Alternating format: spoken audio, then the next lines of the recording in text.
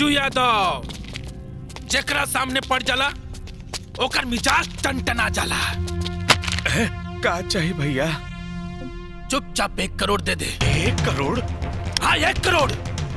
याद रख, अगर 1 करोड़ हमरा के ना मिलल तो तोरा खोपड़ी के खरबूजा बना दे। मिजाज टनटना चाहिए। हम तो नौकर आदमी है भैया, हमरा जान के जहानाबाद बनौला से तोके का फायदा हुई? अरे अगर बात के बख्तियारपुर करे के बा तो हमरा मालिक सिंघानिया साहब से करा। हम जब भी सिंघानिया के फोन करी ले तो सीधा मुंह बात ना करला, उल्टा ही हमरा के धमकावेला। ऐसे तू फोन लगा और ओकरा के बोल, अगर हमरा के 1 करोड़ ना मिलल तो ये बिल्डिंग भी उड़ा दे और तोहरा के भी।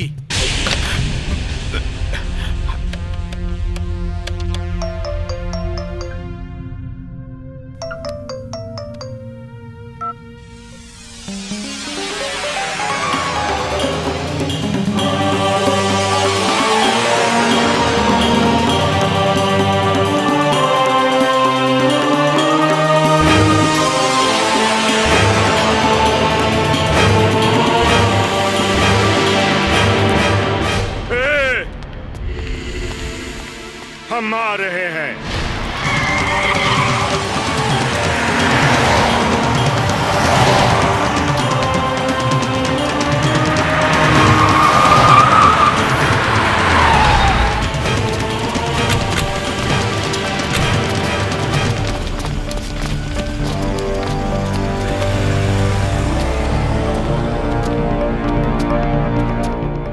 बिरजू!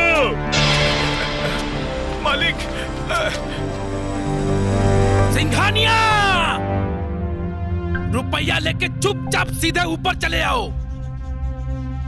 कौनो चालाकी मत करना, वरना 1 गोली मारूंगा इसके खोपड़ी में ना, तब मिजाज टनटना जाएगा।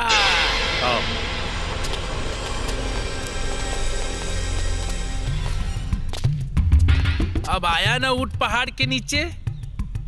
बहुत बेर हमको गच्चा दिया है सिंघानिया तू। एक गुंडा से गुंडई, बुड़बक।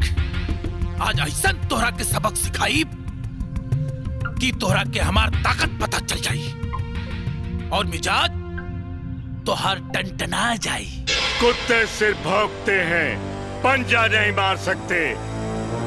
आज हम तुम्हें अपनी ताकत दिखाते हैं।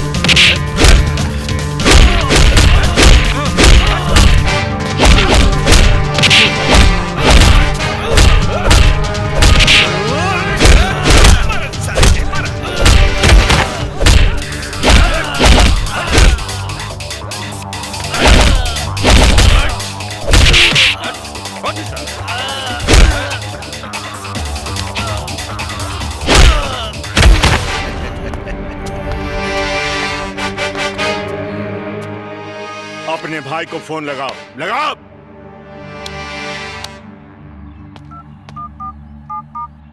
इधर लाओ, लाओ।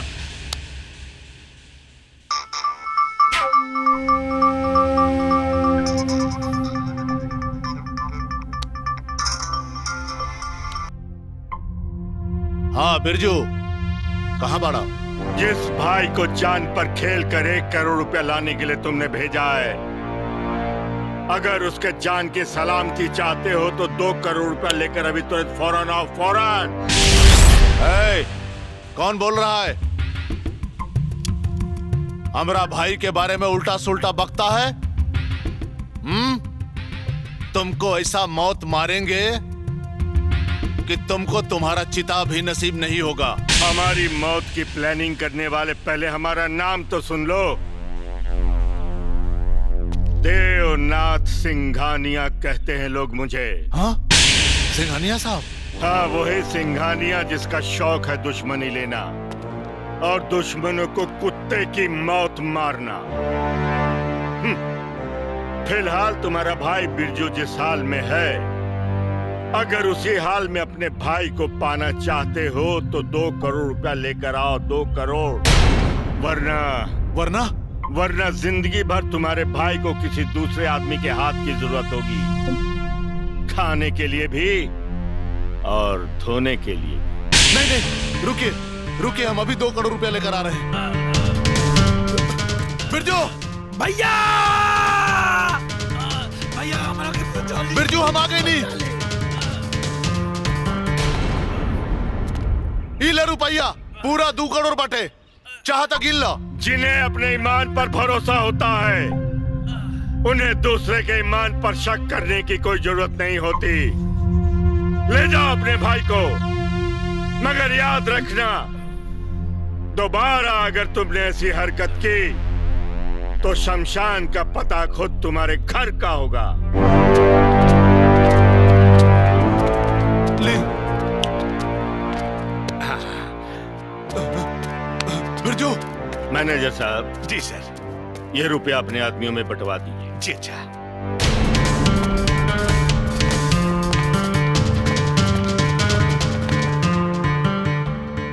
जय बेटा। जी पापा। कल बेटी की शादी है, हम लोगों को अलर्ट रहना। मुझे लगता है कि ये दोनों भाई कोई ना कोई हरकत जरूर करेंगे। चलो। सिंघानिया, तू व्यापारी हुआ, अगर तू अपना पैसा के हिसाब रखे जाने ला तो हम अपना दुश्मनी के हिसाब रखे जाने नहीं। Coffee coffee coffee coffee coffee.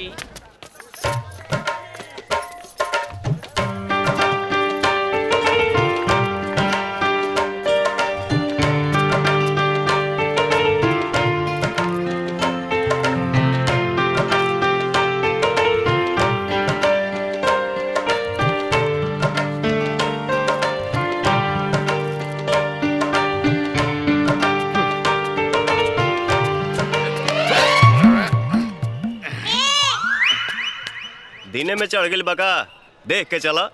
अरे भाई, देखने की किसको फुर्सत है? किधर जाना है तुमको? होटल, कोनो सस्ता और अच्छा होटल बताओ। क्या दिख रहा भाई?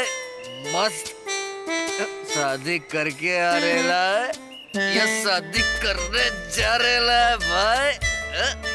उसे तोरा का मतलब है? कोनो सस्ता होटल बताओ ना। सस्ता होटल और यहाँ? अरे भाई, यहाँ होटल लेगा तो महंगा मिलेगा। मेरी मानो तो यहाँ से अंधेरी निकल लो, वहाँ एकदम सस्ता होटल मिलेगा। तो अंधेरी जाए खाती बस केने मिली? बस अरे भाई, यहाँ से सीधा सामने जाने का, सामने एक टावर गिरेगा, टावर से सीधा लेफ्ट जाने का, लेफ्ट से एक पुलिस चौकी गिरेगा, अब पुलिस चौकी से सीधा एक वड़ा पाव की दुकान गिरेगा। देही के मेरुदंड भस गइल बका। वड़ा पाव की दुकान पे एक रॉबची टकाटक, बस उसी से पता पूछ लेना। बोले तो पता तो हमको भी मालूम है पर पता बस जीपो का हम भी उसी से पूछते हैं। पता बताने का 100 रुपए देना।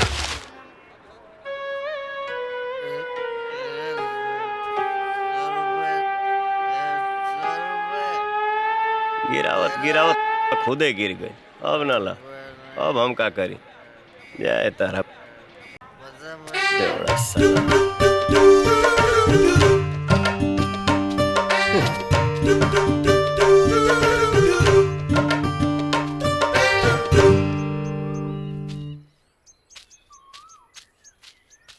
कोटे जाइए साहब। का कहाँ जाना है? ले चला कोनो अच्छा होटल। अच्छा होटल। हाँ। बैठिए।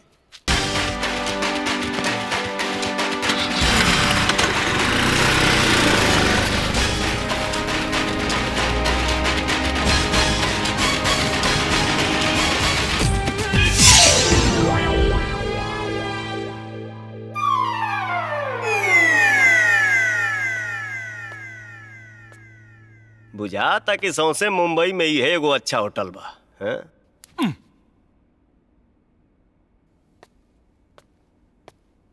रूम मिली? क्या बात है? मिलेगा मिलेगा। सिंगल बेड या डबल बेड? आंख मार के। Single bed. दूल्हा मांगे सिंगल बेड, बात कुछ हजम नहीं हुई। पाचक खा ल, हजम हो जाए। आपकी दुल्हन कहाँ है? आंख मार के। एकदम बकचोन अरे हवा का। अरे जब दुल्हन लेके आयल रहती तब नु डबल बेड मांगती। मतबल ई है, देखो अपना नाम पता ई रजिस्टर में लिखो और एडवांस में 500 रुपया दे दो। आंख मार के, समझ गए?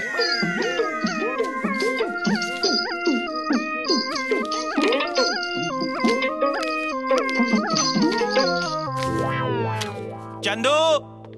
हाँ साहब। ये दूल्हे राजा को 13 नंबर कमरे में ले जाओ। आंख मार के जाइए सर, आराम कीजिए। आइए साहब।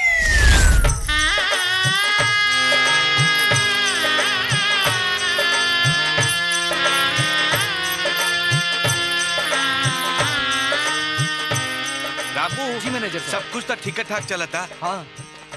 जाके नीचे देख के आवा कि कैटरिंग वाला आयल की ना। अबे हम जाके देखा था। जल्दी जा। हाँ। बैंड वाला कहाँ मर गई? हाँ, अरे ओ बैंड वाले, क्या हो गया तुमको यार? कहाँ तक पहुंचे? चलो जल्दी आओ, जल्दी आओ। है बुड़बक। जय विजय। जी पापा। देखो बारात आने का समय हो गया है। अपने आदमियों से कहो कि वो बिल्कुल सतर्क रहें। जी। एक भी अजनबी अंदर आने न पाए। आप चिंता मत कीजिए पापा, हमने घर के अंदर ही नहीं बल्कि घर के बाहर भी अपने तमाम आदमियों को फैला रखा है। हाँ पापा, दुश्मन की एक भी गलत हरकत उनकी मौत को और भी तकलीफ दे बना सकती है। बस एक बार बेटी की शादी शांति से हो जाए, मेरा सपना पूरा हो जाए। हो जाएगा पापा। आओ।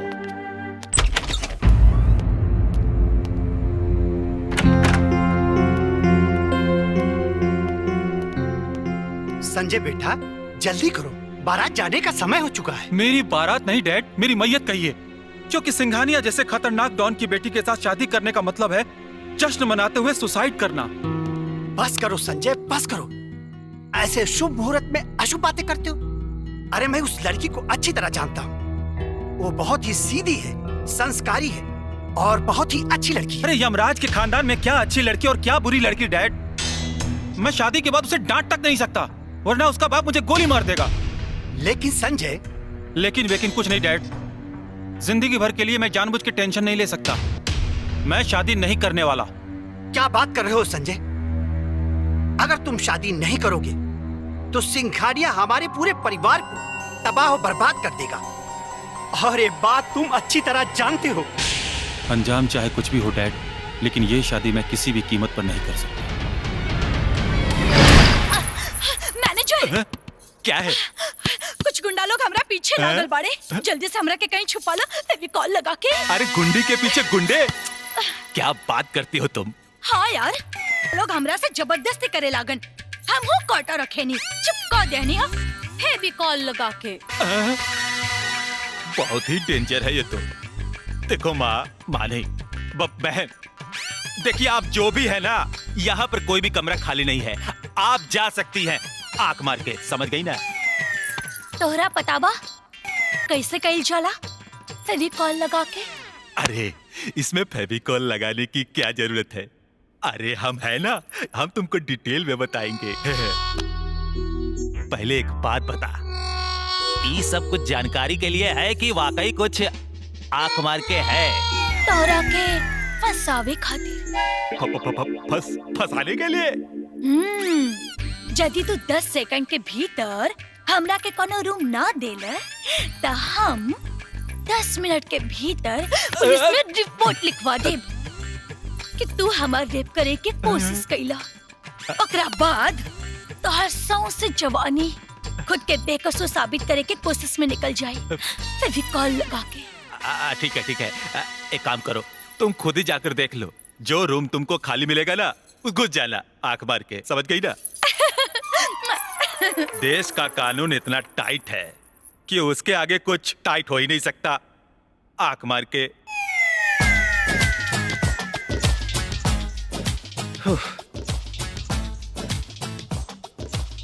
ये कैसन होटल बस के जब पानियों नहीं खे।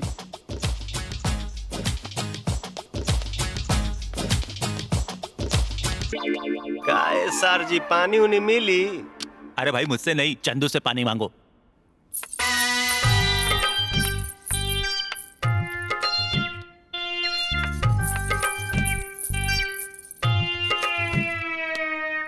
रउआ के बनी देवी जी और हमारे कमरा में का करतनी? माना के हमरे जैसन तू हो भोजपुरी अवार्ड, वैसे लोग हमरा के प्यार से तिल्ली कहेले और नाम है तितली। मने हम गईनी बहरी तो तू आ गईलू भीतरी। का काम बा? काम काम था आज रात यहीं रुके के विचार से आइल बानी। तेरे कॉल लगा के आई हो दादा, फेविकॉल लगा के आयल भी आए भैया। एक बार सटी तो फिर हटी ना।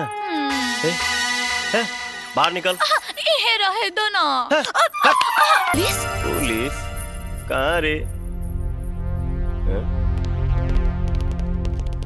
ढूंढो रे। जी साहब। कुठे आहे मुलगी? मुलगी कुठे आहे? मुर्गी? यहाँ कौनो मुर्गी नहीं खे साहेब। मुलगी म्हणजे लड़की। मेरे साथ जास्ती भंकस नहीं करने का। मेरा नाम इंस्पेक्टर बीबी काटकर है, समझा क्या? जी, मने बीबी को काट कर। ये शाणे, जास्ती शान पट्टी नहीं करने का, नहीं तो कान के नीचे बजाऊं क्या? साहब जी, मुर्गी की जूती। जूती? जूती में से पैर किधर गए? चले गए। किधर चले गए? खिड़की मुकी बाहर। शिंदे। हाँ सर। अरेस्ट कर हेला। हाँ सर। ए कहाँ रे?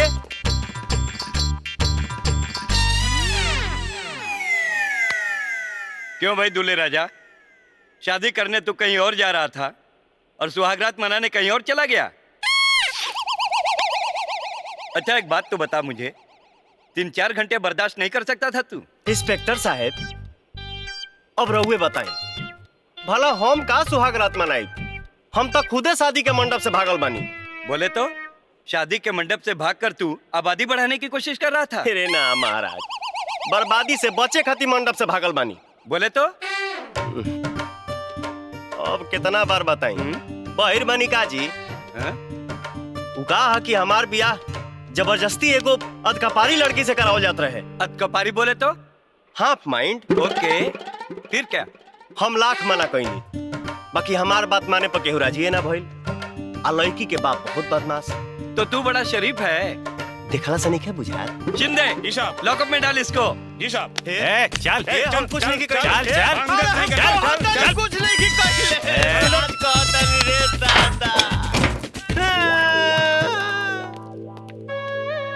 जा तो गवनी भात तो ना खनिए तारा बहनी के हम भाड़ा पर आके तार बहन फरो लोग। हाँ तो चुनारा में दाग कहाँ से लागले दो गला लोग, दाग कहाँ से लागल? जा जौन हुई तो देखल जाए। तो जा बाबू। दूल्हा भाग गया।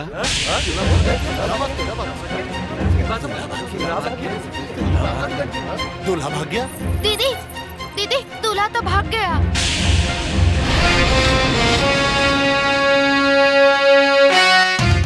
क्या बकते हो? दूल्हा कैसे भाग सकता है? त्रिलोकचंद, जरूर तुमने उसे भगाया होगा। ये क्या कह रहे हैं सिंघानिया साहब? आपकी बेटी तो मेरी बहू बनने वाली थी, और फिर ये तो मेरे लिए सौभाग्य की बात थी सिंघानिया साहब। लेकिन तुम्हारे बेटे ने दुर्भाग्य का काम किया है। अगर वो लड़का नहीं मिला तो दुनिया हंसेगी मुझ पर, मेरा मजाक उड़ाएगी, मेरी इज्जत मिट्टी में मिल जाएगी। और अगर ऐसा हुआ तो मैं तुम्हें और तुम्हारे खानदान को छोड़ूंगा नहीं। ऐसा नहीं। पापा प्लीज जाओ, जाके उस लड़के को कैसे ढूंढ के लाओ। इस शहर का चप्पा चप्पा छान मारो। जाओ। पापा ढूंढ के लाएंगे उसे। आप रिलैक्स, बैठिए, आप आराम से बैठिए, टेंशन मत लीजिए पापा, हम उसे जरूर वापस लाएंगे। पापा आराम से, मैं पुलिस को फोन करता हूँ। इंस्पेक्टर घोसले हमारा आदमी और हमारी मदद जरूर करेगा। हाँ आप चिंता एकदम मत कीजिए मालिक, उसके पीछे सारा हम अपना आदमी लगा दिए हैं। कहीं न कहीं से उसको ढूंढ के यहाँ पर लाएंगे ही। हेलो, कौन? जय सिंघानिया। हाँ पापा से बात करो, 1 मिनट। भोसले, मैं सिंघानिया बोल रहा हूँ। बोलिए सिंघानिया साहब, क्या कहा? दूल्हा भाग गया? हाँ, वो मंडप से भागा है। 1 मिनट सिंघानिया साहब, एक दूल्हे को पकड़ा है अभी हमने, शादी के मंडप से भागा है। हाँ, शेरवानी पहने हुए है। हाँ वही है। लेकिन ये बोलता है कि आप लोग बदमाश हैं, इसके लिए आपकी बेटी से शादी नहीं करेगा। भोसले, ये सिंघानिया की इज्जत का सवाल है, उसे पकड़कर उसी पुलिस स्टेशन में बिठा कर रखो। हमारे आदमी अभी जा रहे हैं, समझे? जी। नमस्कार इंस्पेक्टर साहेब। नमस्कार, कहिए। हाँ, सिंघानिया साहब ने हमको भेजा है। आपने जो दूल्हे का दुमका पकड़ कर रखे हुए हैं, उसी को हम ले जाने आए हैं। शिंदे, दूल्हे राजा को ले आओ।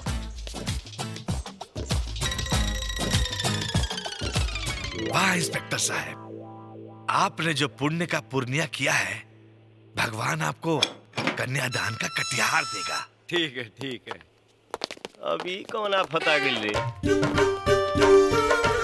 अरे भगचोनारा, जब एक बार कह देनी कि वो बदमाश के बेटी संगे बियाह ना करब, ना करब, ना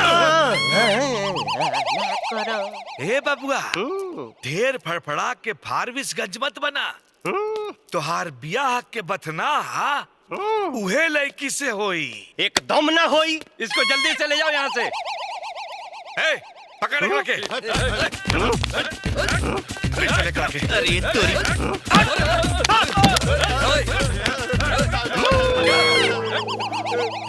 गन। हाँ। पिस्टल। हाँ। चला बाबू। एकर बढ़िया से कस के मुंह बांध के उठा के ले चला।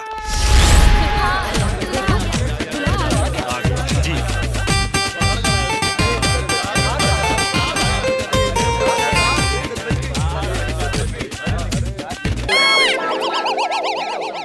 अरे लाइट को क्या हो गया? जल्दी कीजिए जजमान, मुहूर्त निकला जा रहा है। हाँ हाँ पंडित जी ठीक बोल रहे हैं।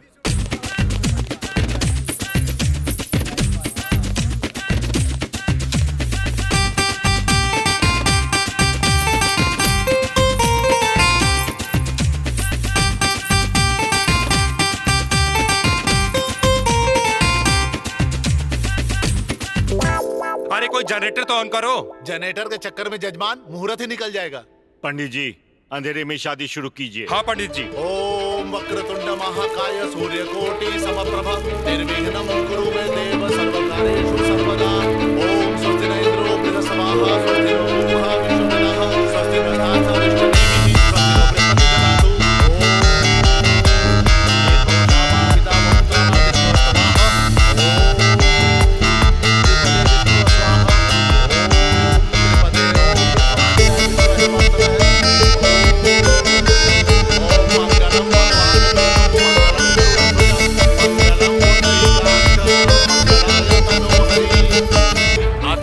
ग्रहण संस्कारम संपूर्णम।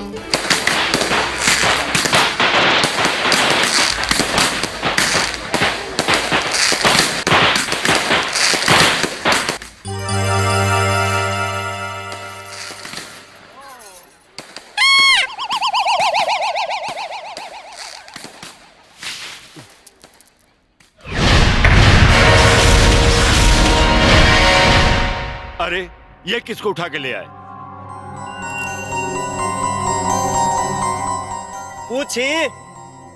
पूछिए लोगन से। अरे हम तो यहाँ आवे खातिर तैयारे ना रही, बाकी लोग हमके बंदूक के नोक पर यहाँ उठा के ले आइले, तो हम सोचनी कि राम जी के ही है मर्जी बा। चला बाबू। लेकिन तुम हो कौन? नाम राजा सिंह, ग्राम जुकोहरी, पोस्ट मौली घाट, थाना कृष्णगढ़, जिला भोजपुर, आरा बिहार, पिन नंबर 802316। अरे तुमको डाक से नहीं भेजा जाएगा जो अपना पिन नंबर बता रहे हो। ये तो देहाती गंवार है। ए लड़के, एक गंवार होके तुम्हारी हिम्मत कैसे हुई सिंघानिया की बेटी से शादी करने की? बक मर दे।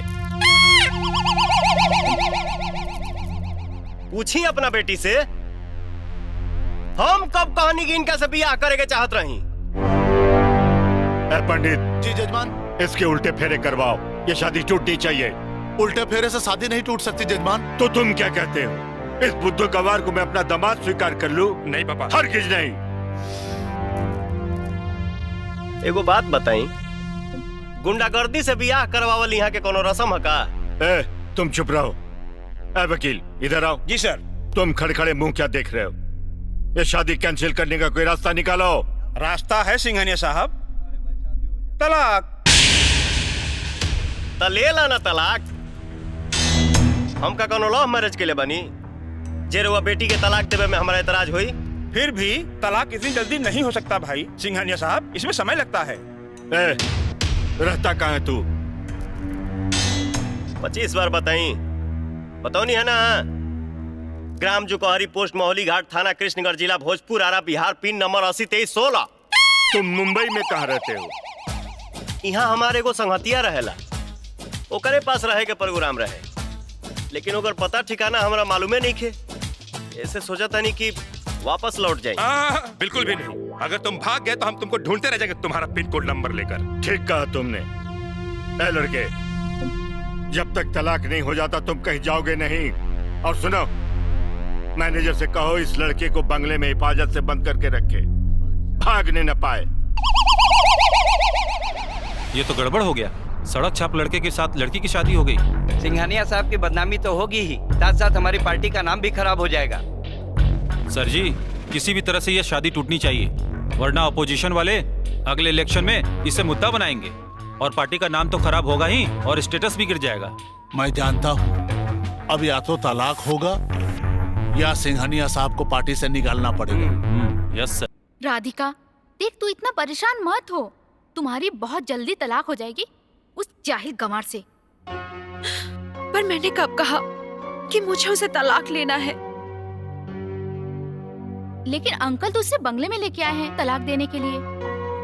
सोनिया, चाहे वो जैसे भी है, अब वो मेरे पति है और हमने अपनी को साक्षी मानकर 7 फेरे लिए हैं और जिंदगी भर एक दूसरे का साथ निभाने का वचन दिया है।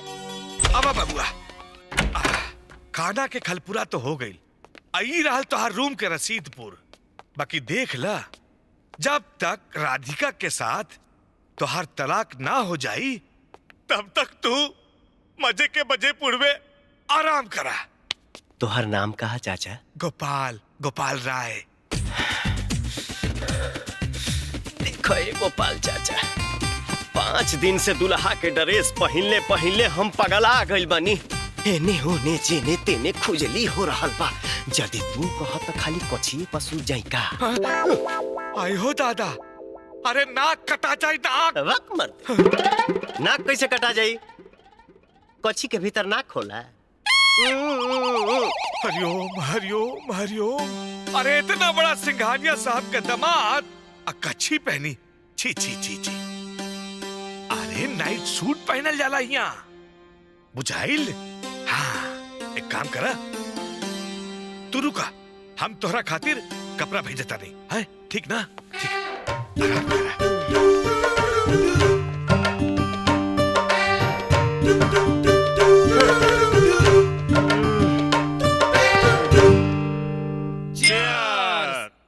सिंघानिया का होके वाला दामाद मंडप में पहुंचा से पहले ही भाग गई। अच्छा? और रास्ते पे चलत एगो आदमी के पकड़ के ओकर बियाह कर दियल गई। तो ओकर भाग्य त चमक गइल, लेकिन सिंघानिया त गइल। हाँ भैया, सिंघानिया का अब तक पगड़ी भी उछली और पार्टी से भी निकालल जाई। पार्टी से निकालल जाई तो ओकर ताकत जाई तेल लेवे, आ ताकत जाई तेल लेवे, ओकरा बाद हमनी ओकरा के कुत्ता के मौत मारब जा। न भौंक पाई न काट पाई। हीरा से बड़ा नगीना ना और सरजू से बड़ा कमीना ना। ये सिंघानिया था गईल। हाँ भैया, दुश्मन के बर्बादी के खुशी में आज हमनी के मिजाज टंटना जाए के चाहिए। हाँ, आज तक जशन होके दा। सुनिए मालिक, हम यही कहना चाह रहे हैं कि बांद्रा तालाब वाला बिल्डिंग कंप्लीट। अरे बाबुआ, आवा तू हो नाश्ता कर ले। अब आग मर दे। क्यों, क्या हुआ? सिंघानिया साहब, धर्म करम भी कोनो चीज है कि ना? सुत उठ के गपा गप भोजन, ई कोनो बात भइल? हैं? तू कहे के का चाहत बड़ा? गोपाल चाचा, आज सोमवार ह, आ शिव जी के जल चढ़ौले बिना हम नाश्ता तो दूर पानी तक ना पिहिला। पता चलल है बगले में शिव मंदिर बा। हाँ।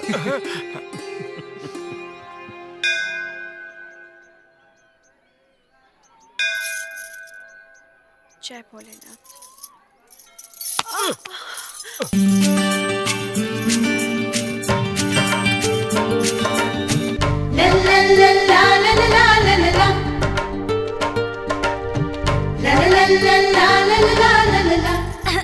ऐसे कब तक रहने का विचार है? गलती से टकरा गई ले, माफी चाहता नहीं। आपने मुझे गिरने से बचा लिया, बहुत बहुत धन्यवाद। मेंशन नोट बोलिए ना। माने? ऐसा तब बोलते हैं जब कोई धन्यवाद या थैंक यू बोलता है।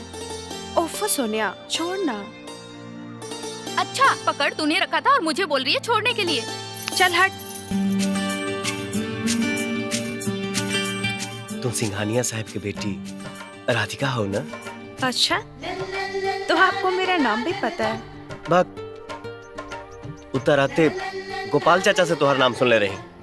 वैसे पूजा पाठ में तुहार बहुत मन लागेला।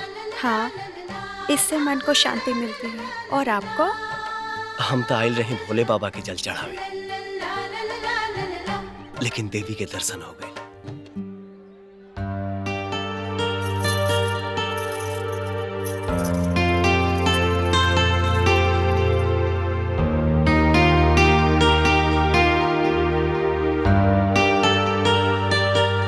राधिका, क्या सोच रही हो? कुछ भी नहीं। कुछ तो है। जय भोलेनाथ। अरे बोलो ना।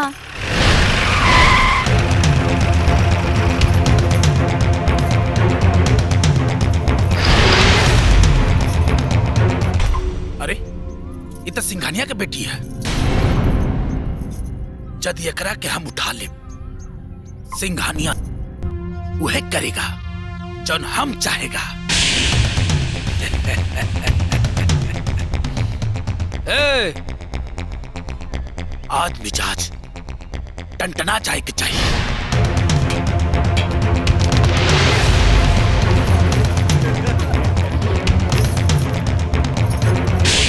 कौन हो तुम लोग? क्या चाहिए?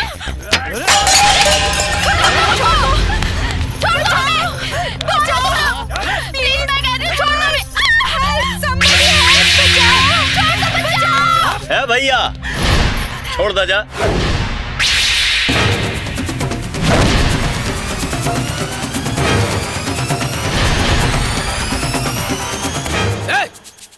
मार।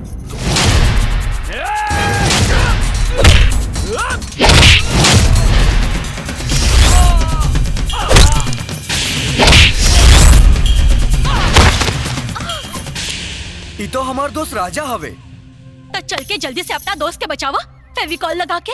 ए, तोनी के इतना मारब के बंस चलावे खातिर मरद उधार खोजे के पड़ी। आ तुझे उन्ने बजावा, हम यहाँ बजावा तानी।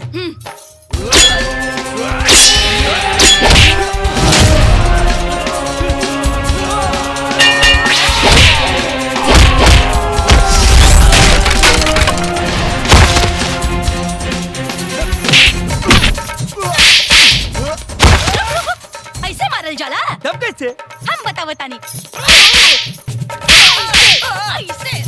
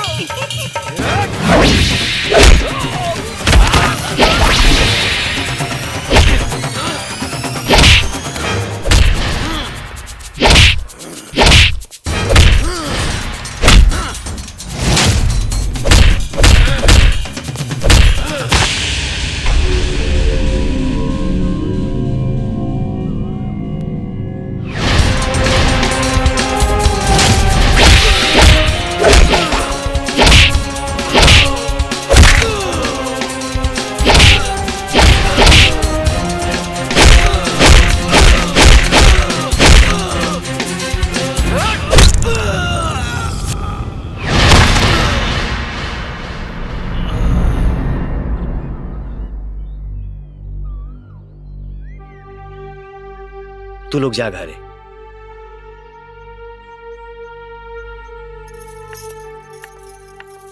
राजा, अरे भैया, तू यहाँ मुंबई में? मत पूछा हरी, बहुत बड़ा कहानी बा भाई। ता हमनियों के सुनावा ना, फेविकॉल लगा के। तू यहाँ पहुँच गईलू? चौंके की कोनो जरूरत नहीं खे राजा, हम तार पीछा करके नहीं की पहुँचनी, बल्कि संजोग से पहुँच गई नहीं। वो दिन तोरा चलते हमके पुलिस पकड़ के ले गई। का जरूरत है हमारा रूम में चप्पल छोड़ के भागे के? भक्ति ना तो का करती, सटल रहती फेविकॉल लगा के। अरे हम पूछा था नहीं, चप्पल छोड़ के काहे भगलू? कपड़ा उतार के कैसे भक्ति? एक कहाँ से पकड़ के ले आइला? अरे ई तितली बिया, छपरा जिला से आइल बिया, हमरा साथे नाच गा के 4 पैसा कमाए खातिर। इनकर नाच हम देख ले बानी। कभी हमार दिल भी देख राजा, फेविकॉल लगा के। एकरा बाती के बुरा न मरिया, बोल चाल में चाहे जैसे होके, बाकी स्वभाव में एकदम चिकन बिया। चिकन होके चाहे रूखर, ये दिल बिल के चक्कर में हम नहीं पड़ सकत। जाता नहीं। भाई भाई सुनी ना, यहाँ मुंबई में ना हमनी के एको छोट के बिहार बसौले बानी, जोगेश्वरी तबेला के बगल में। ओकर नाम बा आरा कॉलोनी, और अपन गांव देश के बहुत सारा लोग रहेला भाई। तो हम चाहब रहुओ चली ना हमार बस्ती में। ठीक बा, चलब आज ना काल। तो ठीक बा, हम काले ही जाए जब रहुआ लेवे खातिर। पक्का पक्का भैया। कभी चप्पल छोड़ के ना भागे के चाहिए।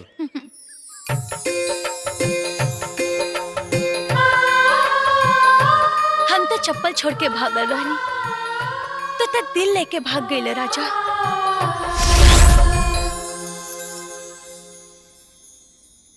आप ठीक है ना? कहीं चोट तो नहीं लगी? आपके मुझसे भोजपुरी अच्छी लगती है। सही। अच्छा तो ये बताओ, तो के कहीं चोट तो ना लागल? आपके होते हुए भला मुझे कैसे चोट लग सकती है? क्या खूब मारा अपने उन बदमाशों को। वो लोग तो के छेड़त रहे, भला हम कैसे छोड़ती? अरे आपको तो चोट लगी है।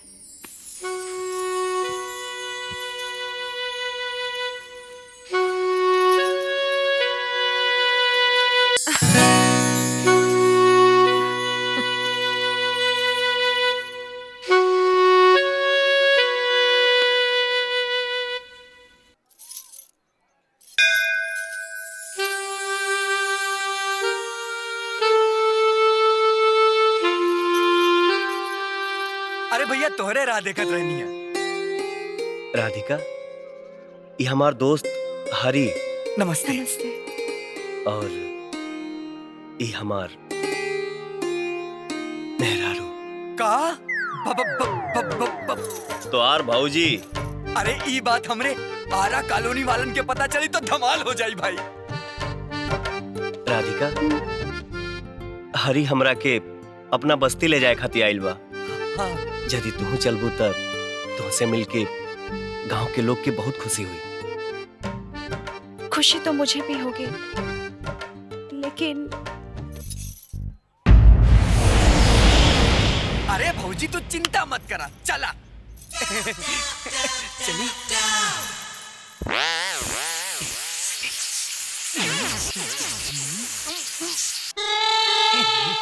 क्या हंस रहा है?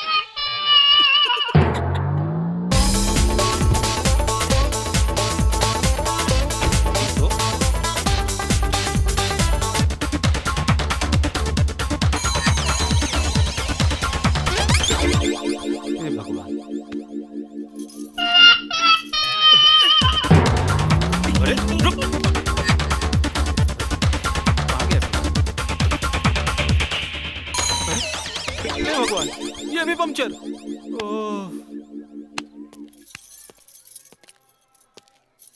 ड्राइवर। जी मैम साहब। चलो घर जाना है। मैडम गाड़ी का 2 टायर पंक्चर हो गया है, पता नहीं कैसे। फिर घर कैसे जाएंगे? मैडम गाड़ी बनवाने में तो टाइम लगेगा, तब तक आप पकड़ लो टैक्सी और चलो आप, तब तक मैं गाड़ी बनवा के आता हूँ। ओके। जी।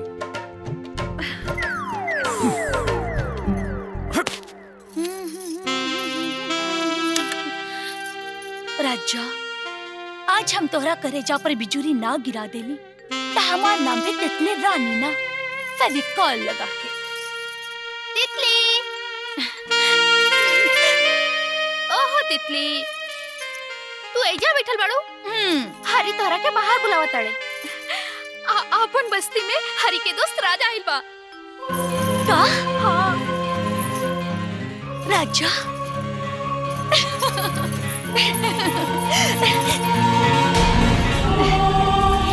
राम सीता की जोड़ी बनल रहे, जुग जुग जिए बिटवा।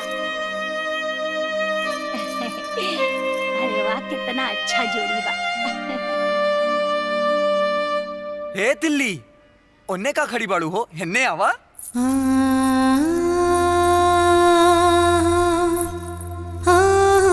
भौजी, ई हैं तितली, लोग इनका प्यार से तिल्ली कहेलन।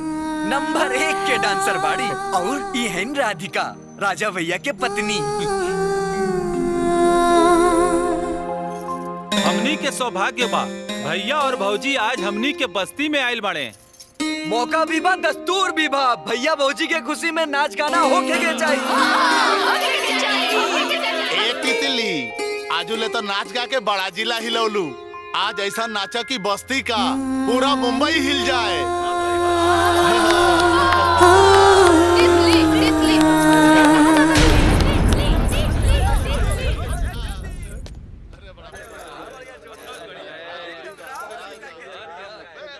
का? तू ही का कहत बाड़ू तितली?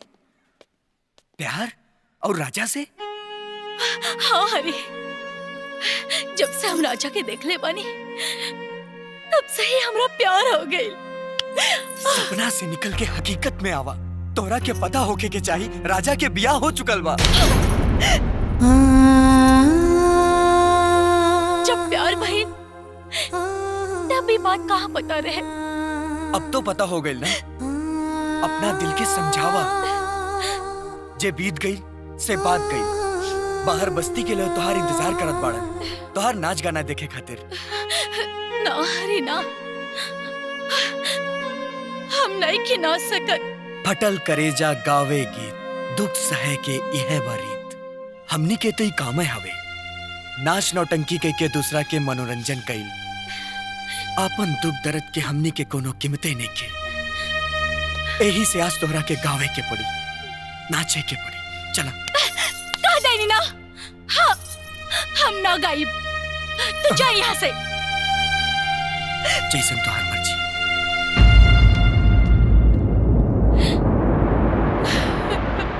कितनी बार मैंने कहा कि जब तक उस गवार का तलाक राधिका के साथ नहीं हो जाए तुम लोग उसे अकेला नहीं छोड़ोगे, मगर तुम लोगों ने मेरी किसी बात पर ध्यान ही नहीं दिया। पापा, कहाँ गई थी तुम और इस गवार के साथ क्या कर रही थी? जवाब दो। पापा, मैं मंदिर गई थी और वहाँ गाड़ी खराब हो गई तो ये मुझे यहाँ ले आए। ए लड़के, एक बात कान खोल के सुन लो। ये सच है कि राधिका के साथ तुम्हारी शादी गलती से हुई है, लेकिन हकीकत यह भी है कि उसके साथ तुम्हारा कोई रिश्ता नहीं है। और तुम अच्छी तरह जानते हो कि राधिका के साथ तुम्हारा तलाक होने वाला है। लेकिन पापा, और जिसके साथ तलाक होने वाला है उसके साथ घूमने से कोई फायदा नहीं। भाग मरते। हमार मतलब जब सच्चाई सबके पते बा तो हमें बदनामी के सवाल कैसन? इसलिए कि सच जब तक चप्पल पहनता है, झूठ तब तक पूरे समाज का चक्कर लगा चुका होता है। हेलो, हाँ वकील साहब। वाह, ये तो बड़ी अच्छी खबर सुनाई आपने। चलिए कल कोर्ट में ही मिलते हैं। ओके।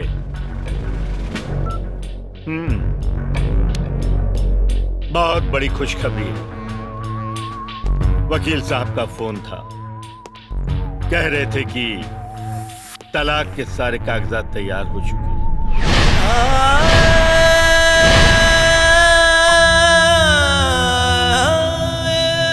बस कल तुम दोनों को कोर्ट जाना है। और उसके बाद तलाक हो जाएगा और फिर तुम दोनों हमेशा हमेशा के लिए इस नकली रिश्ते से मुक्त हो जाओगे।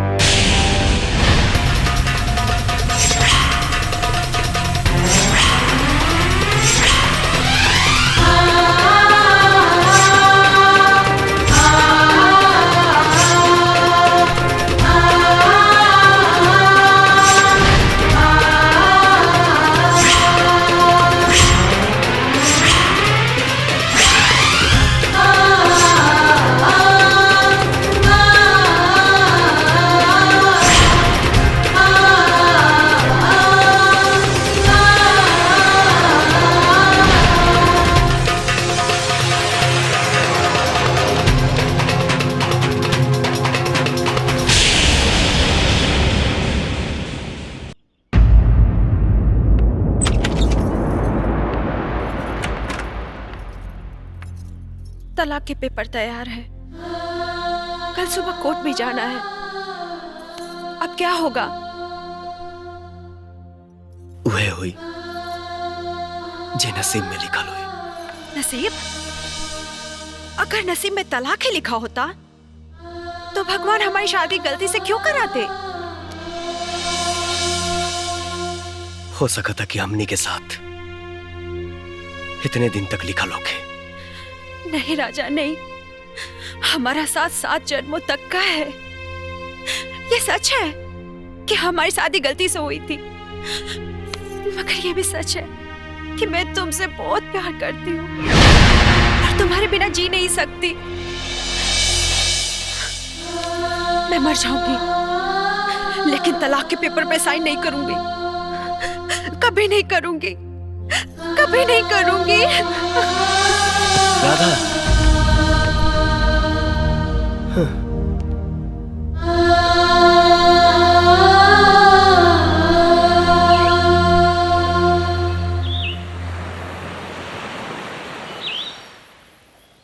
हाँ वकील साहब, हमें मालूम है। ठीक है, हम समय पर कोर्ट पहुंच जाएंगे। ठीक, ओके। रामू, कमला। जी मालिक। जी मालिक। तुम राजा को बुलाओ।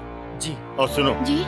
जाके राधिका को बोलो जल्दी से आ जाए, हमें कोर्ट पहुंचना है। जी मालिक। जय, गाड़ी निकालो। मालिक, राजा साहब कमरे में नहीं है, पूरा बंगला देख लिया, नहीं मिले।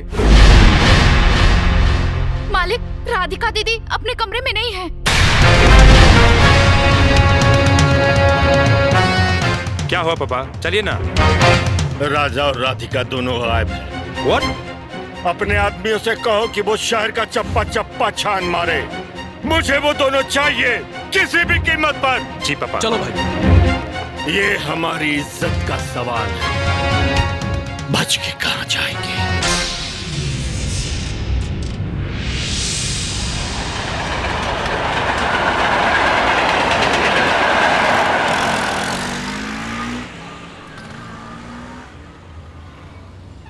एगो बात हमरा समझ में भी नहीं खियावत कि तू दोनों भागत काहे बाड़ा।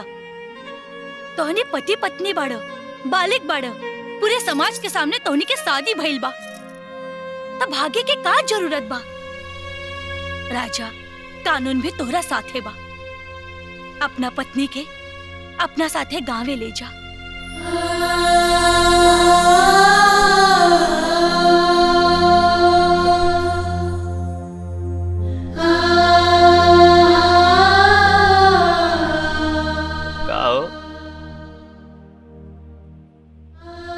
चलबू ग्राम जोकहरी पोस्ट मौली घाट थाना कृष्णगढ़ जिला आरा भोजपुर बिहार पिन नंबर 80 23 16।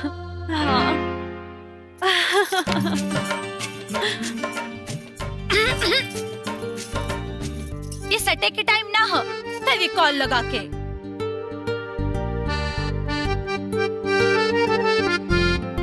चली अब जल्दी से पटना एक्सप्रेस पकड़े और निकल जाइए अपना गाँव में। ठीक कह दिया।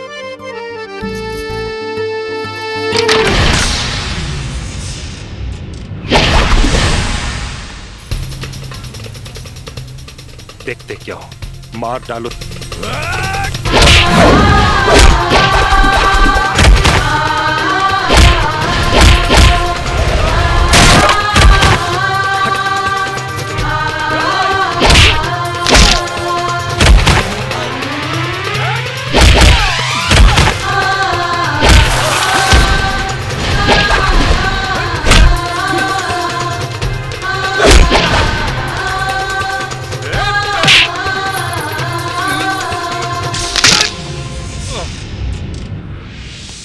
सार हवे, सारे बन के रहो।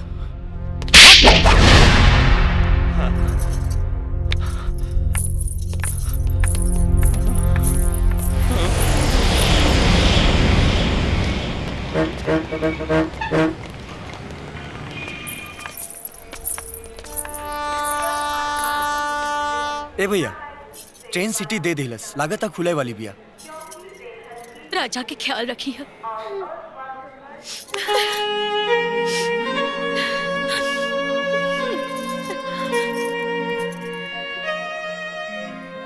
कभी कभी हमने के भी याद कैल करिया, फेविकॉल लगा के। तोहरा लोग के ये एहसान हम कबो भुला नहीं के सकत। जल्दी चला भैया, ट्रेन खुल जाई। हाँ।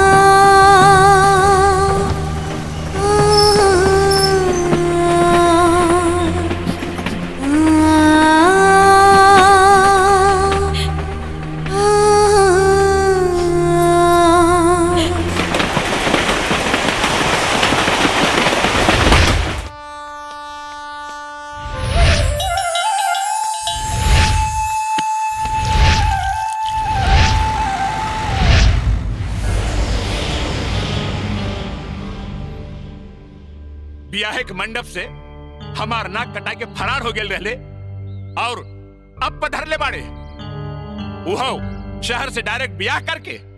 बेटा जटाशंकर, हमार पोता ब्याह करके आइल बा, कोनो चोरी चकारी करके नहीं खे आइल जे तू भबक रहल बाड़ा। बाबूजी, उहे तो हमहू कहतानी। बाबूजी, माई ठीक कहती है। अरे खाक ठीक कह रहल बिया, खेत एक मुकदमा चल रहल बा, घरे में तोहार बहन जवान कुंवारी बैठल बिया, बबलू के पढ़ाई लिखाई के पैसा जोड़े के बा से अलग, और ऊपर से ये नौटंकी। तो ऐसे काहे न कहती कि दूसरा के खीस बेटा पे निकालतानी। बुढ़िया खीस बटलो ही पे। अरे मटरुआ, मुहावरा तो सही बोल। सही मुहावरा है सौतन के खीस कठौती पे। बाबूजी, अब ज्यादा ना खिसाई, दुल्हन घर के लक्ष्मी होली, हमनी के दुल्हन के स्वागत करे चाहिए। अरे लड़की पगला गेल बिया। बबुआ जी, बम्बई से ब्याह कई आइल बाड़ा, त लड़की के जात पात कुल खानदान और धर्म के पता बा कि ना? ए जी, जात पात से का होला, लड़की के बुद्धि विचार और संस्कार अच्छा होके के चाहिए। अच्छा, अब तू भी हमरा के बुद्धि देबू। एकरा बुद्धि बा तबे तो देत बिया, जेकरा बुद्धिए नहीं खे से का दीही। जेकरा केसे नाते झारी का। अरे मटरुआ, मुहावरा तो सही बोल, जेकरे नोहे ना से बकोटी का। हाँ दद्दा। ए बाबूजी, ना हमरा के झारे के बा ना बकोटाई के बा, बाकी राउर पोता जौन कैले बा ना वो ठीक नहीं खे कैलस। सुना, जब तक माई बाबूजी के पैर ना छुआबू ना, तब तक ये लोग रिसियाइले रही हैं। जा जाके पैर छुआ जा। सदा सुहागन रह बहू। दूधो नहाओ पुतो फला।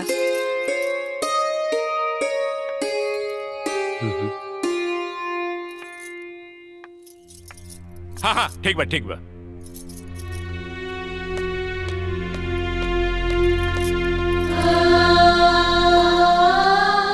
माई, आरती उतारे ना।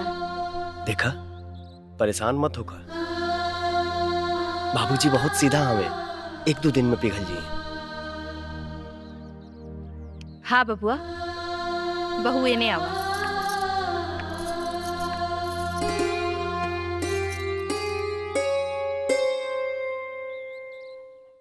भैया भाभी टकाटक बाड़ी, माइंड ब्लोइंग।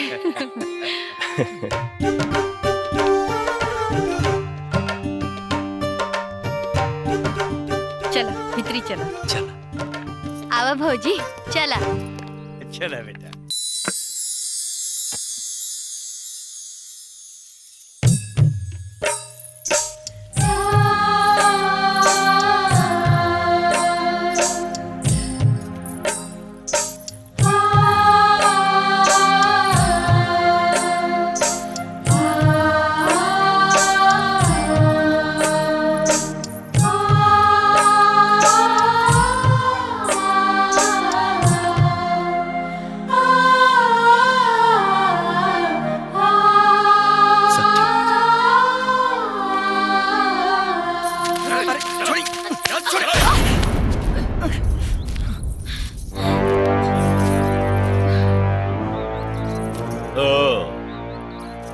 तो तुम दोनों ने छुपाया है उन दोनों को। अब सच सच बता दो वो दोनों कहाँ हैं, वरना तुम लोगों को अच्छी तरह मालूम है ये पूरा मुंबई शहर हमारे नाम से कांपता है। देखिए, हमार गल चिकन जरूर है, बाकी हमार अकल ना चिकन है ना किस्मत। इसीलिए तो आज तक हम लोग को चिकन काम किए ही नहीं, और जो भी कुछ किए आपा ही किए। अपन बिटिया के बियाह किए और हमसे पूछ रहे हैं बेटी दामाद कहाँ गया। चुप रहो। कैसा दामाद? मैं इस शादी को नहीं मानता। लेकिन कानून तो मानेला, फेविकॉल लगा के। कानून? कैसन कानून है बबुनी? कानून के कोइलवार साहब पाकट में लेके पहलेजा घाट घूमेलन। ए लड़की, कान खोल कर सुन लो। हमने अपनी जिंदगी में दो चीजों का हिसाब कभी नहीं रखा, टेंडर में बोली और गुस्से में गोली। और इस बात को गिदड़ भभकी मत समझना। अब सच सच बता दो वो लोग कहाँ हैं। राजा के गांव। कहाँ है उनका गांव? हमको पता है साहब। अरे वो बार बार अपने गांव का नाम हमको बताता था, वो भी पिन नंबर के साथ। जय विजय। जी पापा।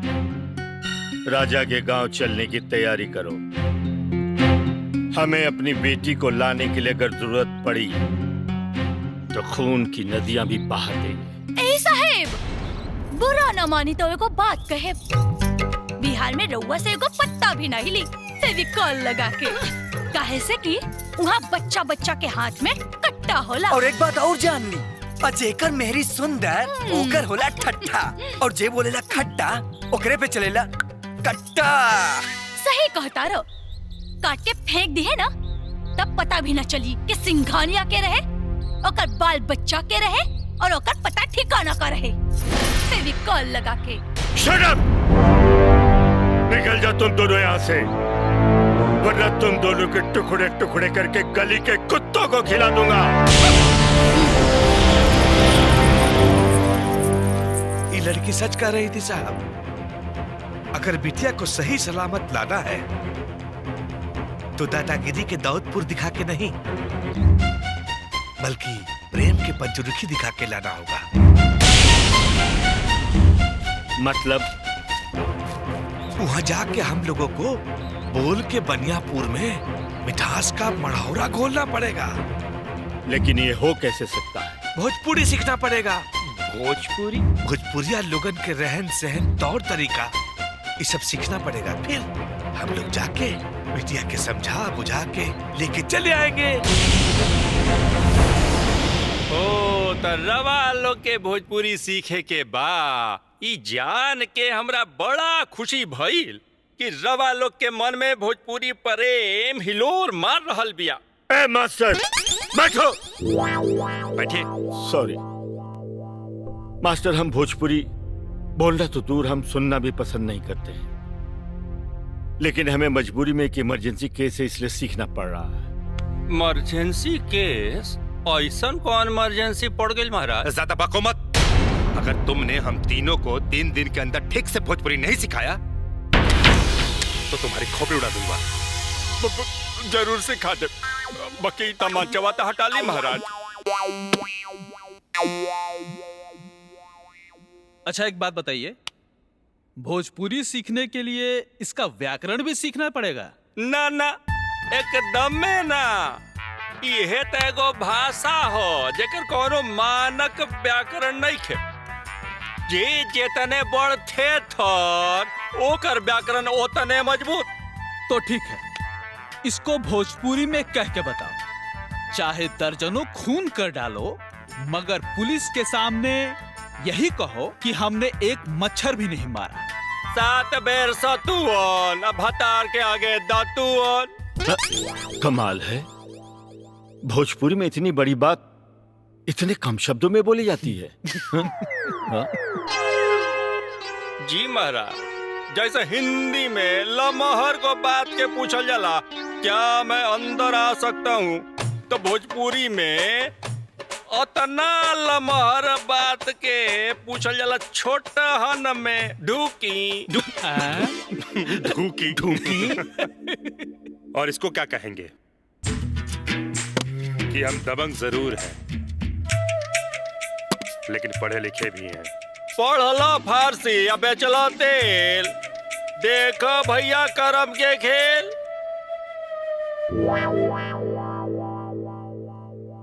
और अगर रास्ते में अगर टॉयलेट लग जाए तो उसे क्या कहेंगे? पापा पूछ लेता हूँ, पता नहीं रास्ते में कब लग जाए।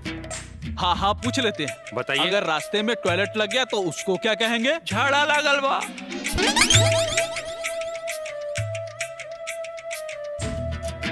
झाड़ा लागल बा। झाड़ा लागल बा। जी बिल्कुल सही। मास्टर एक बात बताओ, इसको भोजपुरी में क्या कहेंगे? कि अपने घर में जो करना हो करो, मगर दूसरे के घर में करने के लिए 5 बार सोचना पड़ेगा। अपन घर हग हग भर और दूसरा के घर में थू कहूं मैं डर।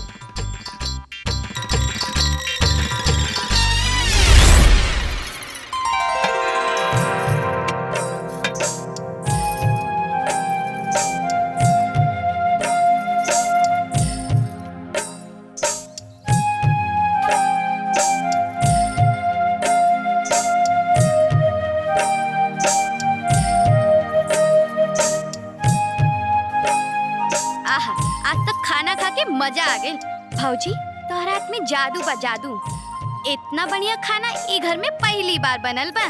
देखिए, खाते खाते अंगुरिया मत खा जाइए। देखा बहू, मेहरारू के बड़ाई भइल तो लइका सुर में सुर मिलावे लागल।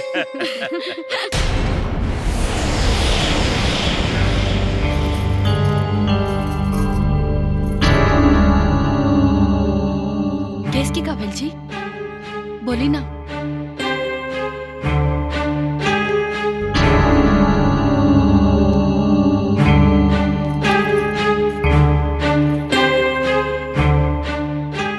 राजा के माई, हमार बहू के पैर बड़ा शुभ बा जी।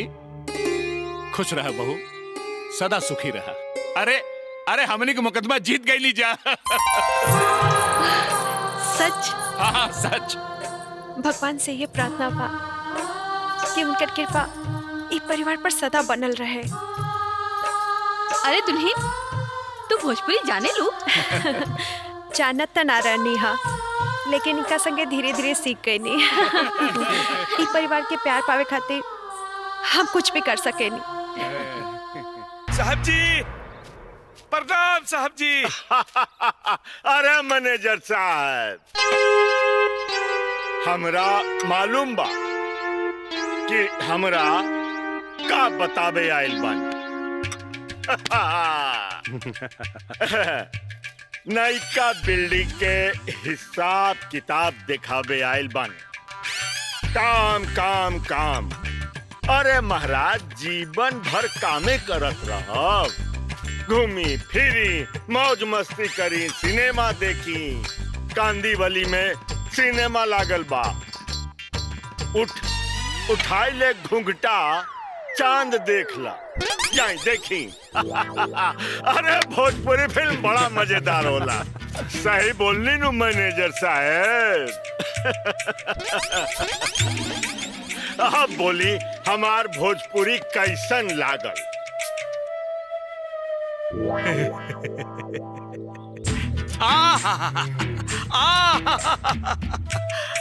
राउर गप के गाजीपुर सुन के हमारे हृदय के हाजीपुर में आनंद आ गई सरकार, आनंद आ गई। आनंद था भाई मैनेजर साहब। राजा के गांव जाए के तैयारी करी। हम अपना बेटी के तले के अइबे करब। बाकी अपना भोजपुरी जबान के मिठास से राजा के जिंदगी में जहर घोल दे।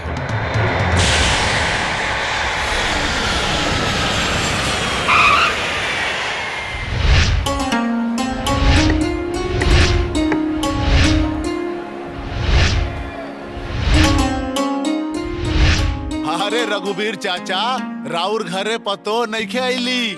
साक्षात लक्ष्मी आइल बड़ी, साक्षात लक्ष्मी। हमनियों के पता बा, पर बात का भइल?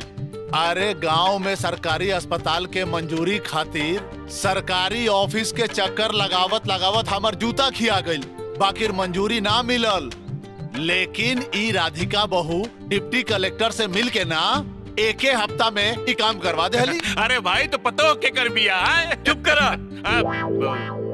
जब बहू आइल रहे तब तक तू देसी मुर्गी के छिला लंडा जैसन मुंह बनेले खड़ा रहलो। आज बड़ा बबाई लुटत बड़ा है।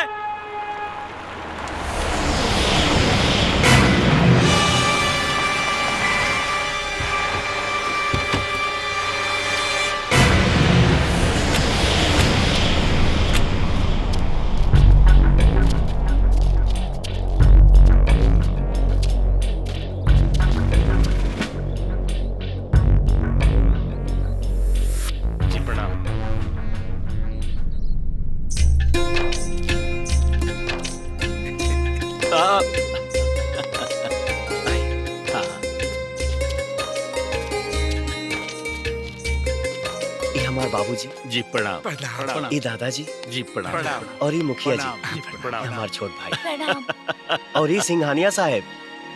अरे प्रणाम। जी प्रणाम प्रणाम। और हम राजा के ससुर, और ये हमार बेटा जय और विजय। प्रणाम। और ये हमार मैनेजर गोपाल जी।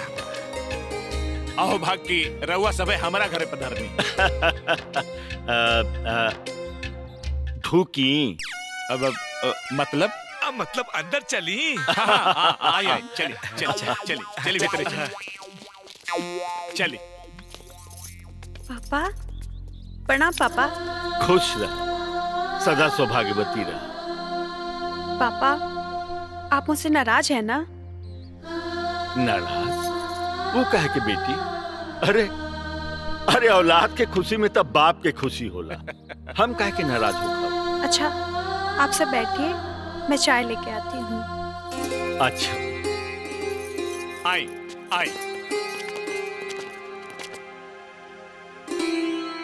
बाबूजी अचानक रहुआ यहाँ? सरप्राइज देवे आ गई नहीं। रहुआ भी हमरा बिना बतौले राधिका के लेके यहाँ आ गई नहीं।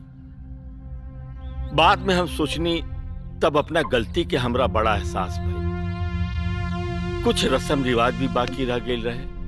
एगो तो बेटी बिया, कौन अरमान में कमी न रह जाए। अरमान? हाँ बेटा, हमनी के समाज में एकरा के पग फेरा कहल जाला।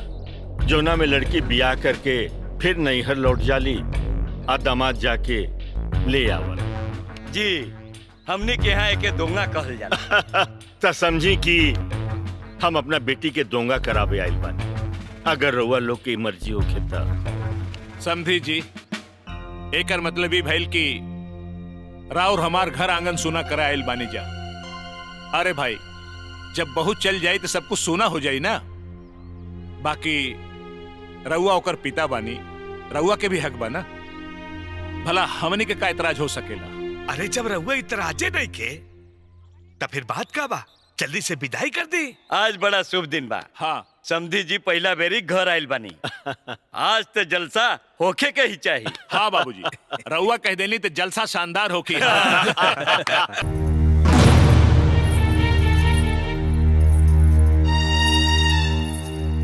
हमार करेजा इतना टेंशन में गए बाड़ू? अरे तोहके तो आज और खुश होके के चाहिए। तुहार बाबूजी तोहके विदा करा के ले जाए आइल बाड़े। ये बात के चिंता हमरा खाए जा रहल बा कि पापा अचानक से यहाँ आ गइलन। न जाने काहे बहुत डर लागत बा। में डरे के का बात बा? तोहार पापा बिल्कुल बदल गइल बाड़े। बिटिया के जुदाई उनसे सहल ना गई। देखलू है ना, शहरी से गंवई बन गई और हमनी के भाषा भी सीख लेलन। कुछ भी हो, हमरो के छोड़ के कहीं ना जाए। हम कुछ दिन बाद मुंबई आके तो के ले आइब ना? नहीं, रोहा हमरा संगे चलब तबे हम जाए, ना तो ना।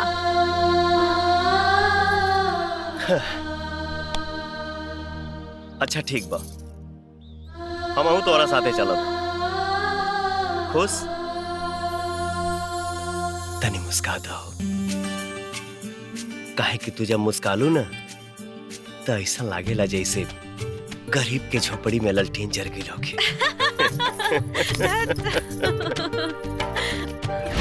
त्योहार बीत जाए, लड़की फिर वापस आ जाए। ठीक बा। अच्छा दादाजी, आशीर्वाद बेटा। प्रणाम। हाँ। चलिए चाचा। प्रणाम। खुश रहा। अच्छा प्रणाम। हाँ प्रणाम। आई। अरे उतर जाए भो। अरे बहुत भारी बा जी। अब आ गया दी। जी जी जी प्रणाम। अच्छा प्रणाम। प्रणाम।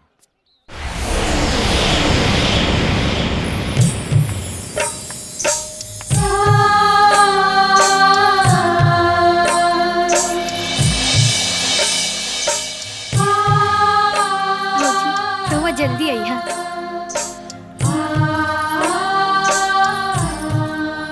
खुश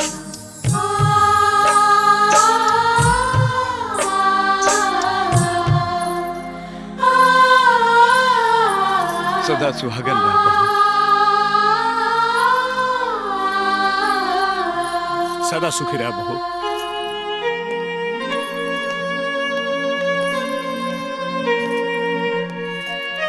बेटा, बहू के लेके जल्दी वापस आ जाइए, नहीं तो हमनी के मन न लागी।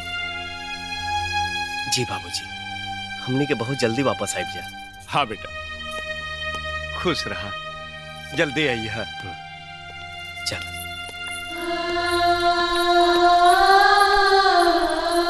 भैया भाभी बाय बाय।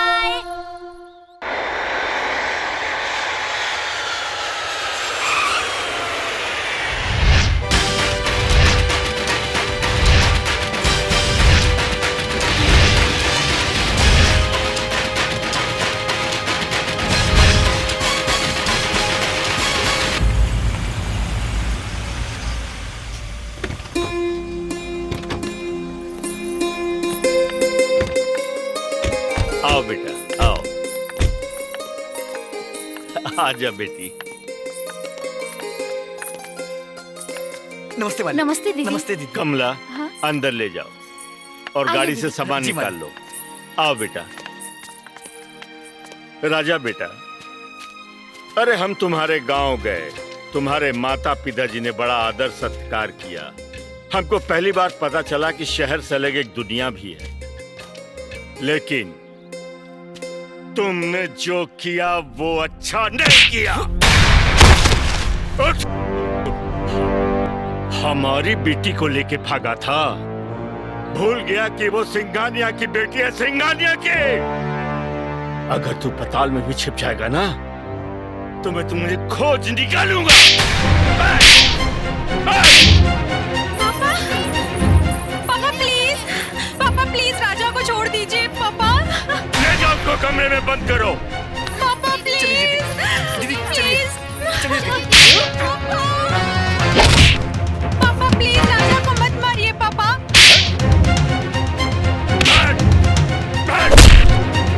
पापा मेरे राजा को छोड़ दीजिए। पापा पापा प्लीज दरवाजा खोलिए। तो रहुआ यही खातिर अपनापन का दिखावा करके गांव से हमनी के यहाँ लेके आईनी। हाँ, एक बात रहुआ भूल रहल बानी, राधिका हमार मेहरारू हिया। लीजिए सर।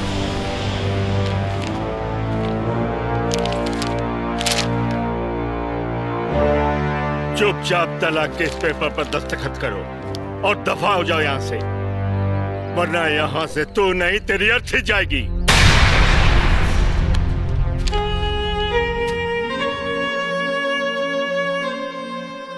चाहे रहुआ हमार जान ले ली, बकीर हम साइन ना करब, तलाक नहीं दे सकत। कहे कि हम राधिका से बहुत प्यार करीला। हम तुम्हें तब तक मारते रहेंगे जब तक तुम राधिका का नाम नहीं भूल जाओ।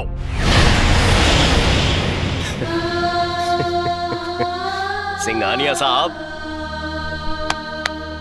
भोजपुरिया जवान है, जियल भूल सकीला, लेकिन ओकरा के नहीं भुला सकत जेकरा संगे जिए मरे के कसम खइले बानी। प्यार कइले बानी, कोनो चोरी ना। सिंघानिया साहब, मारे के बाद तो दिल पर गोली मारी, दिल पे।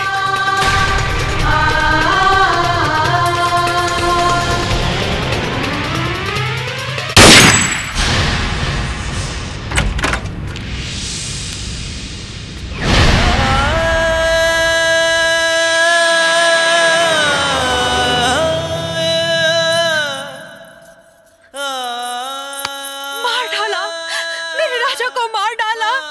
अब कातिल है कातिल, मुझे भी मार डालिए। राजा जिंदा है। मैंने हवा में गोली चलाई थी। और ये लो डाइवोर्स पेपर, इस पर दस्तखत करो। नहीं, मुझे मार डालिए, लेकिन मैं इस पेपर पे साइन नहीं करूंगी। मैं राजा के बिना नहीं जी सकती। तो राजा के साथ रह कभी तुम जिंदा नहीं रह सकती। इस पेपर पर दस्तखत कर दो, वरना हम तुम्हें नहीं, हम राजा को गोली मार देंगे। नहीं। हाँ, अभी इसी वक्त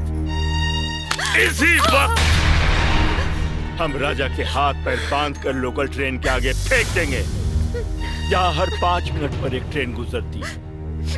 और इस तरह से समझ लो कि 1 घंटे में उसकी लाश के इतने टुकड़े हो जाएंगे, पुलिस को भी पता नहीं चलेगा कि कौन सा टुकड़ा उसके शरीर के किस हिस्से का है।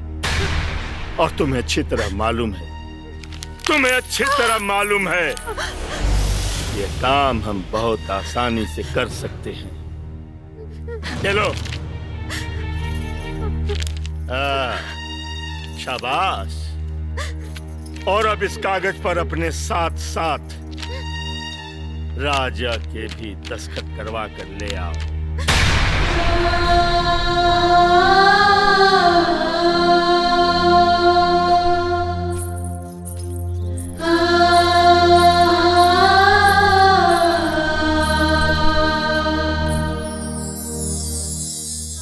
तू एक पेपर पे साइन मत करिए। हम साइन कर चुकल बानी। ना, ऐसा नहीं हो सकत, ये सब झूठा। तू साइन नहीं कर सकत, काहे कि हम तो से बहुत प्यार करीला। और यदि ये लोग हमके मारे के चाहता ना, तो हम मारे खातिर तैयार बानी।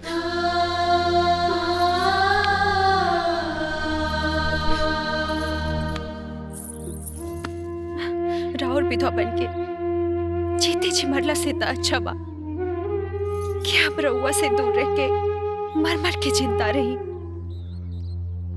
रउआ हमरा से दूर जहां भी कहीं जिंदा रही, हमरा संतुष्टि त रही कि हमनी के प्यार त जिंदा बा। और फिर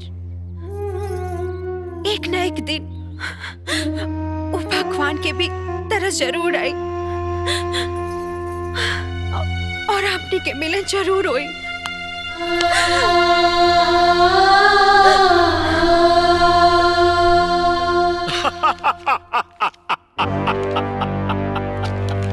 देखा, हमेशा जीतने वाला सिंघानिया फिर जीत गया। आज की रात इस जीत के नाम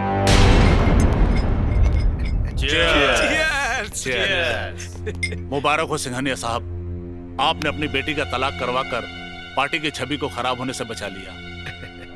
अगर ये तलाक नहीं होता तो अपोजिशन वाले इसे मुद्दा बना सकते थे। ठीक कहा। सिर्फ जाम ही टकराना है या फिर कुछ और भी बंदोबस्त है?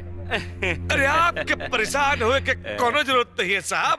ई खुशी के मौके के खातिर हम 2 बनारस से बम ले आइल बानी।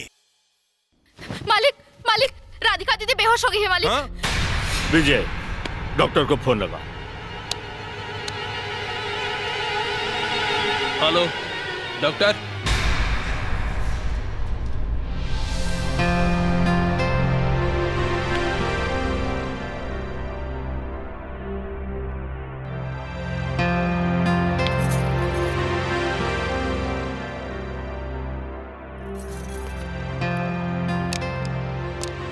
मुबारक हो सिंघानिया साहब, आपकी बेटी माँ बनने वाली है।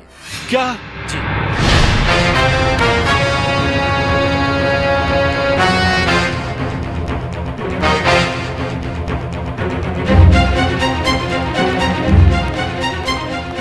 अब क्या होगा पापा? मेरा दिमाग काम नहीं कर रहा है। ये बात अगर बाहर फैल गई तो बड़ी बदनामी होगी, और इस बार इलेक्शन भी लड़ना है। विरोधी इसको मुद्दा बना देंगे। आखिर क्या किया जाए पापा? अब तो एक ही रास्ता है, एबॉर्शन। नहीं, नहीं, ये मेरे राजा की निशानी है। इसे मुझसे कोई नहीं छीन सकता।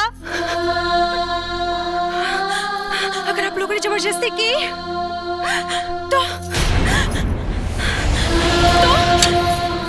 तो मैं अपनी जान ले लूंगी। हाँ, मैं जान ले लूंगी। नहीं, नहीं, नहीं बेटा, नहीं बेटा, ऐसा मत करना। क्यों? क्या इसलिए कि ये मेरी वजह से इलेक्शन का टिकट नहीं मिलेगा आपको? विरोधी पार्टी इसे मुद्दा बनाएगी। आपको राजनीति की चिंता है, करोड़ों की जायदाद की चिंता है, समाज में अपनी हैसियत की चिंता है, लेकिन मेरे सुहाग की चिंता नहीं, मेरे होने वाले बच्चे की भी चिंता नहीं है, मेरी भी चिंता नहीं है। तो मैं जीकर क्या करूंगी पापा? मुझे मर जाने दीजिए, मुझे मर जाने दीजिए पापा। नहीं नहीं नहीं नहीं बेटी, ऐसा मत कर। हम लोग ऐसा कुछ नहीं करेंगे जो तुम्हें पसंद नहीं हो। हाँ बेटी, ऐसा कुछ नहीं करेंगे।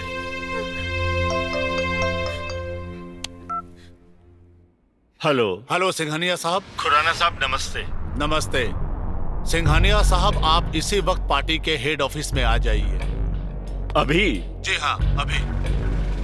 लेकिन आपका आना बहुत जरूरी है सिंघानिया साहब, क्योंकि इलेक्शन के टिकट का बंटवारा करना बहुत जरूरी है। जल्दी आइए। लेकिन प्लीज कम सून। ठीक है, आता हूं। Thank you.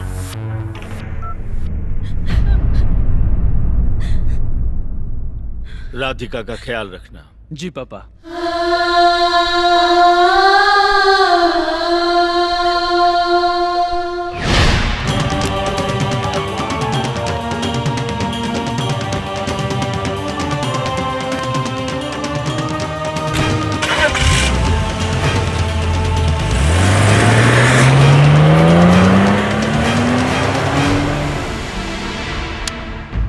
घड़ी दो घड़ी के साथ रहे,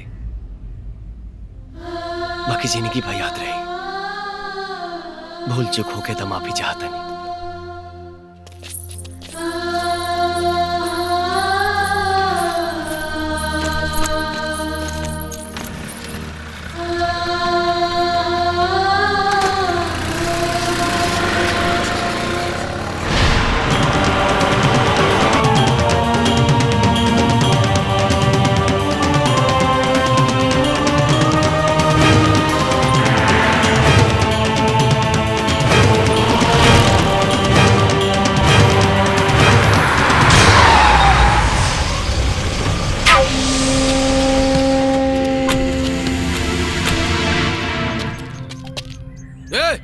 बाहर निकल, ना तो यक्का गोली में तोर मिजाज टनटना जाई। चल बाहर निकल।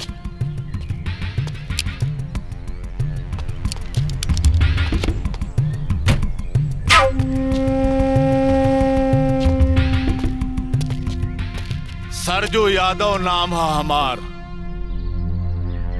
जेंगा हीरा से बढ़ के नगीना ना होला, ओंगा सरजू से बढ़ के कमीना ना होला। रुका रुका।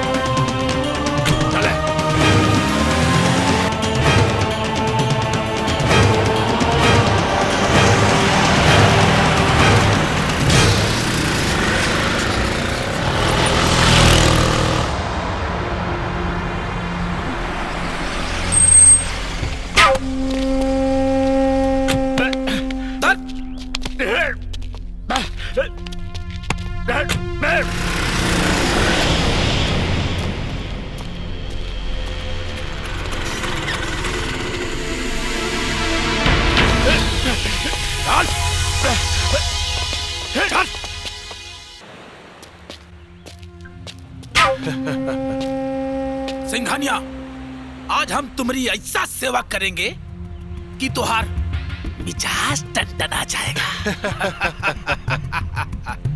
देखला हमार पावर, जब चाहती ना चूंटी लेखन मसल के रख देती। सरजू यादव नाम है हमार, सरजू यादव। भैया छक छो गोली डाल दी करा खोपड़ी में। ना अभी ना, अभी तो एकरा बेटा से 10 खोखा वसूले के बाद बोले तो 10 करोड़। ओकरा बाद एक ऐसन हाल करब कि जिंदगी भर एकरा दूसरा के हाथ के जरूरत पड़ी, खाए खातिर भी आ धोए खातिर भी। भैया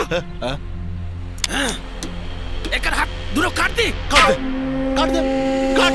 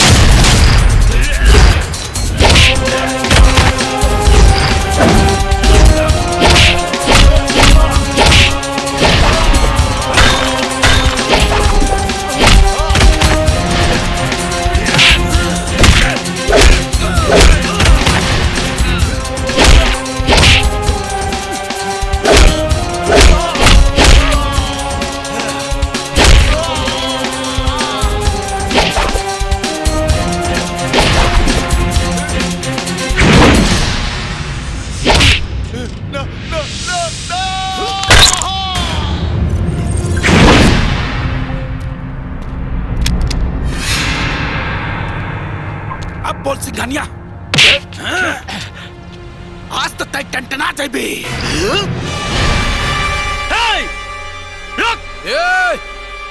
तू आगे मत बढ़िए, नहीं तो आज तू भी टनटना जाबे।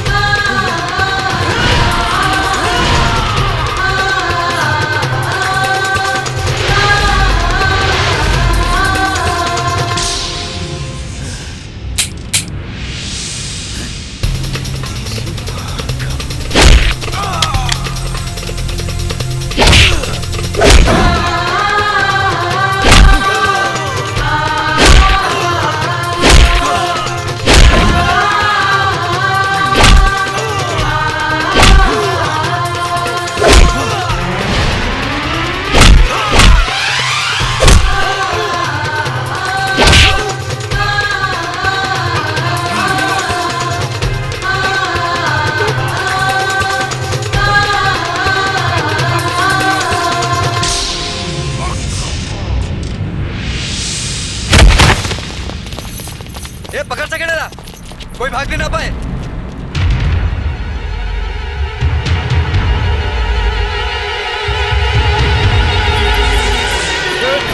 राजा राजा राजा जल्दी हॉस्पिटल में चलो, जल्दी।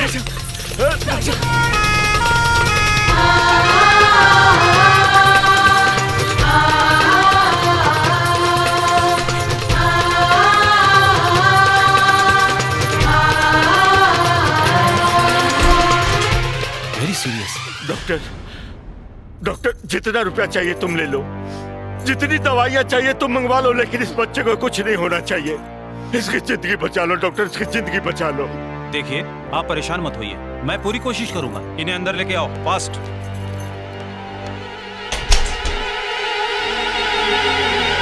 राजा राजा राजा, पापा पापा, राजा को क्या हुआ पापा? राजा को कुछ नहीं होगा। हाँ वो ठीक हो जाएगा, पापा घबराओ मत, राजा को कुछ नहीं होगा, वो ठीक हो जाएगा।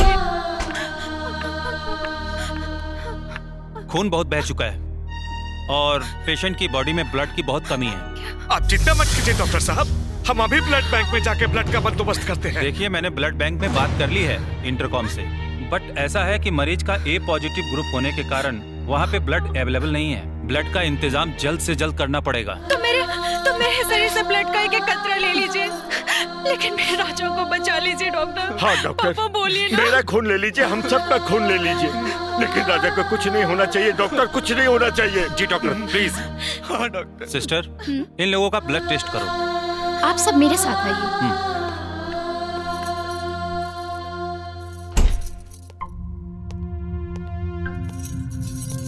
सॉरी सर, किसी का ब्लड ग्रुप मैच नहीं कर रहा है। डॉक्टर सिंघानिया साहब का ब्लड ग्रुप मैच कर गया। Very good. सिंघानिया साहब आप अंदर आइए। घबराओ मत बेटी। हे भगवान, राजा की रक्षा कीजिए।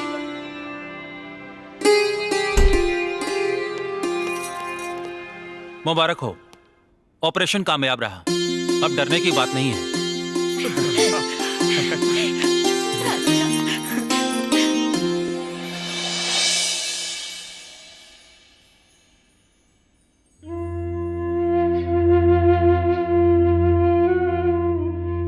जाए की इजाजत चाहता नहीं, लेकिन जाए से पहले कुछ कहा। भगवान सबके एक जैसन बनौले बाड़े, लेकिन इंसान आपस में एक दूसरे के नाम दे देले बा। हिंदू, मुस्लिम, सिख, ईसाई, मराठी, बिहारी, गुजराती, पंजाबी, हरे सबके सीना में एक ही जैसन दिल बा। तो हर केहू के हक बा प्यार करे के। ऊंच नीच के भेदभाव भुला के हर केहू के इंसान कहलाए के चाहिए, हर केहू के हिंदुस्तानी कहलाए के चाहिए।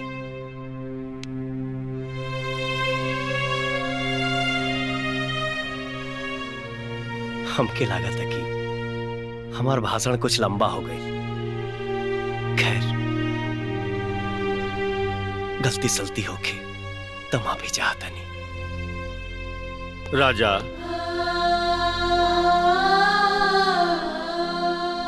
तू एगो ऐसन गलती करके जा रहल बाड़ा जकरा खातिर तोरा के माफ ना कइल जा सकेला।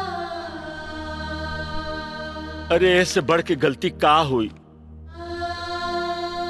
कि अरे तू अपना मेहरारू के छोड़ के जा रहल बाड़ा।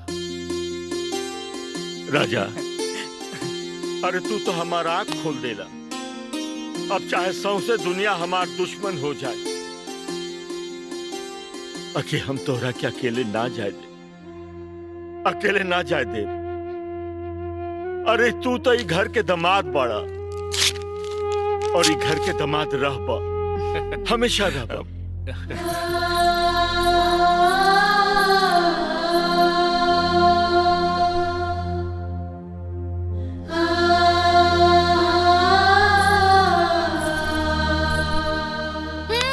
देखत का बाड़ा, सटा लो फेविकॉल लगा के।